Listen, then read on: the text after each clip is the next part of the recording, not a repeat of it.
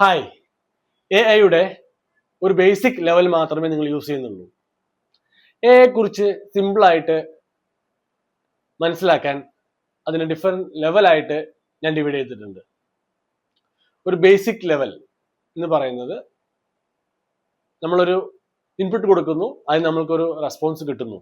For example ChatGPT, Gemini, Copilot, ഇതെല്ലാം ഒരു basic AI. Next ലെവലിൽ നോക്കിയാൽ അവിടെ വരുന്നത് AI ഏജൻസ് ആണ്. AI ഏജന്റ് എന്ത് ചെയ്യുന്നു ചോദിച്ചാൽ, നമ്മൾ കൊടുക്കുന്ന ഒരു ടാസ്ക് അല്ലെങ്കിൽ ഒരു ഗോൾ അത് ഡിഫറെന്റ് സ്റ്റെപ്സ് ആയി ഡിവൈഡ് ചെയ്ത് അതിനെ ഓട്ടോമേറ്റ് ചെയ്ത് നമുക്കൊരു ഔട്ട്പുട്ട് കൊടുക്കുന്നു. ഇതിന്റെ tools auto GPT, agent GPT, ഇതൊക്കെയാണ് ഇതിന്റെ ഒരു പ്ലാറ്റ്ഫോംസ് അല്ലെങ്കിൽ ടൂൾസ് അവൈലബിൾ ആയിട്ടുള്ളത്. നെക്സ്റ്റ് കൂടെ ഒരു അഡ്വാൻസ് ലെവൽ ഏജന്റിക് AI എന്ന് പറയും.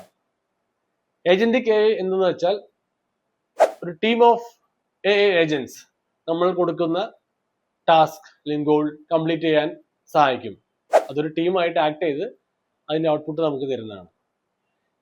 ഇപ്പൊ അവൈലബിൾ ആയ ടൂൾസിന്റെ example Devin, open AI operators, crew AI, ഇതൊക്കെയാണ് ഏജന്റിക് AI-യുടെ അവൈലബിൾ പ്ലാറ്റ്ഫോംസ്. ഇതിൽ കൂടുതലായിട്ടുള്ള അഡ്വാൻസ് ലെവൽ അവൈലബിൾ ആണ്. ആ ലെവൽ ഏതെന്ന് ചോദിച്ചാൽ AGN, ആർട്ടിഫിഷ്യൽ ജനറൽ ഇന്റലിജൻസ്. ഇത് പറയുന്നത് ഈ ലെവൽ അല്ലെങ്കിൽ ഈ ഒരു platform is equal to the human brain. അതിന് ഹ്യൂമൻ എടുക്കുന്ന പോലത്തുള്ള ഡിസിഷൻസ് എടുക്കാൻ പറ്റും എന്നാണ് പറയുന്നത്. ഇപ്പോൾ ടൂൾസ് ഡൊമൈൻസിൽ അവൈലബിൾ അല്ല, ബിക്കോസ് കൂടുതൽ റിസർച്ച് നടക്കുന്ന ഏരിയ ആണ്.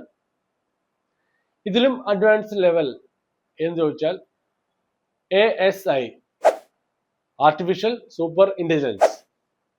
ഈ ലെവൽ പറയുന്നത് it will think beyond human brain. ഈ മേഖലയിലും റിസർച്ച് നടന്നുകൊണ്ടിരിക്കുകയാണ്. പ്ലാറ്റ്ഫോംസോ ടൂൾസോ അവൈലബിൾ അല്ല. സോ ഇങ്ങനെയാണ് ഒരു AI സിമ്പിളായിട്ട് നിങ്ങൾക്ക് മനസ്സിലാക്കാൻ വേണ്ടി ഡിവൈഡ് ചെയ്തിരിക്കുന്നത്. ഇതിൽ ഏതെങ്കിലും ലെവലിലുള്ള ടൂൾസ് അല്ലെങ്കിൽ ഡീറ്റെയിൽസ് വേണമെങ്കിൽ please to comment. Thank U.